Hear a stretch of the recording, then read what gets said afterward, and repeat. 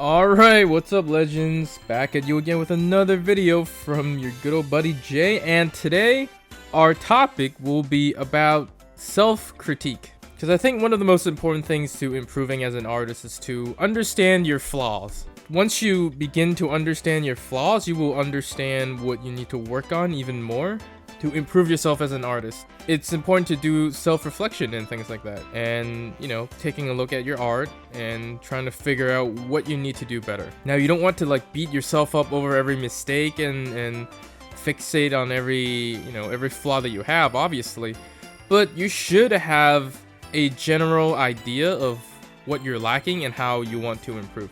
So today I want to, set an example and talk about some of the things that I want to improve personally and some flaws that I find in my work. So one of the main things I've noticed about myself is that when it comes to rendering and coloring, I tend to have fairly sloppy edge control.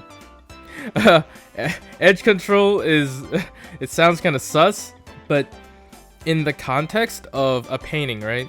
Edges are so incredibly important, and I've only learned this fairly recently. I've spent most of my life painting and drawing without really understanding the power of clean, sharp edges. In a lot of my recent paintings, you can see me be a lot more aggressive with painting with lasso. It's because the lasso will give you just the crispiest fucking edge that you can accomplish in the tool when it comes to painting. If you try to freehand hard edges, you see that oftentimes it's gonna be squiggly and weird, and that will accomplish a very different effect than an edge that is completely clean.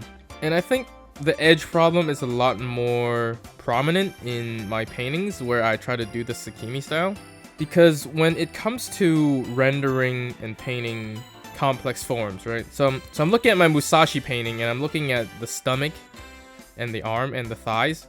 And these three parts of the female body has so many nuanced little forms in it. And when I was working on that piece, I found myself struggling tremendously to get the form just right and with the right amount of complex colors and to fit the lighting.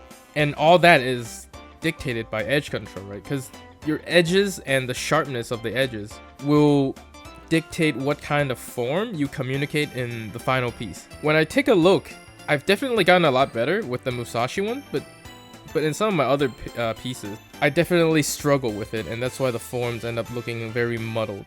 And even the Musashi one, there's still areas to improve. And when it comes to the more anime art styles, like the Finana drawing, I actually ended up being quite a bit sloppy with my edges on that one, because I didn't really utilize a whole lot of hard edges for that. Even on some of the bigger cast shadows, I only had a little bit of harsh edges. I think I should have utilized a lot more, especially on some of the highlights, but I was very uncomfortable with making kind of harsh shapes with my lighting, because I'm just not comfortable with my lighting knowledge. And that's part of the critique that I have for myself as well, in addition to edge control, is that my lighting generally is fairly weak depending on the art style too.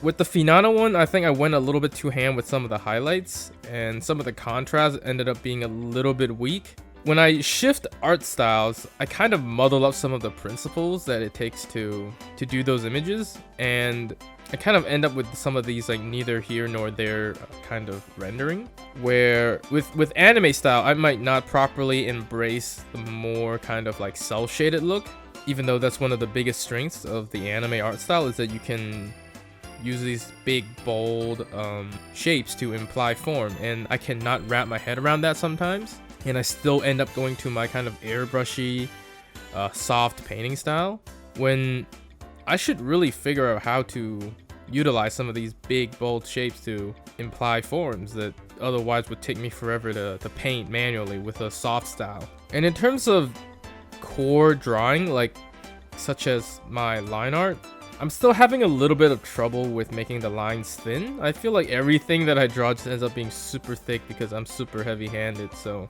maybe I can mess with my brush settings and make it a lot lighter. But I don't think it's the worst thing in the world. And in addition to that, I'm still kind of reluctant in embracing some of the smaller, finer details. because I guess ultimately I'm just a little bit lazy on that front, and that really impacts my art pieces is because I don't want to overload myself with stuff that I have to render and color and shit. So I end up designing pieces that are kind of lacking in detail, I suppose, because I just don't want to commit to having to color and figure out all of those things. And going back to the rendering aspect, I think my color theory can use a bit more work as well. I've definitely seen an improvement. I've definitely been a lot more conscious about what colors I should be using for, say, like rim light and kind of like a bounce lighting and stuff like that. So I'm definitely improving bit by bit on that front. But I still have this habit of like picking a color and then just, you know, sliding downwards on the color picker and just using that as the shadow. When in reality, you know, shadows have very complex colors in them, right? So for example, for like a skin tone, it's usually kind of like yellowish, pinkish, right? But when you slide down dark on that color, it's gonna end up looking very muddy because black is a very dead color, I suppose, when it comes to painting, because there's just so little like dynamic colors within it. So when you do shadows, you usually want to add in a little bit of like saturated color in it. So you might want to use like a dark purple or like a dark orange, or like a dark blue instead of just like a pure black, right? That's one of the things that I learned back when I used to paint traditionally. And same with highlights, right? There were a lot of paintings where I just went way too fucking ham with white. White is a very, very bright color, and overutilizing it will end up affecting the values for the rest of your piece, and it'll kill a lot of the contrast that you can potentially have with the rest of your piece. So that's also something that I need to pay more attention to, is my distribution of the lightest lights and the darkest darks. And with this piece that I'm currently working on, I think I've actually done a lot better job with that. But you know, obviously I still got to work on it some more. Still not perfect with coloring. You know, coloring is something that I'm still trying to figure out. I think drawing, by and large, I think at a point where it's like it's good enough that I don't have to worry about it, right? I'm not making that many obvious mistakes. Whereas with painting, I think there's still a lot of flaws within what I do. So I definitely want to kink out a lot of my issues with painting. But you know, my forms and stuff, they're not completely perfect in my drawings either. So there's definitely always things to work on.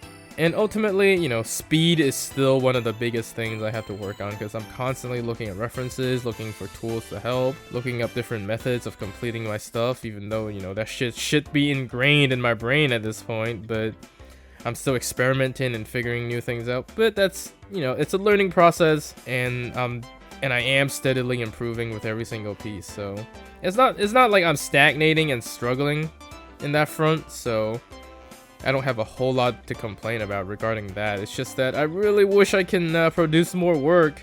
I really wish I can, because the rate in which I'm producing work it's just very difficult for me to complete things, you know.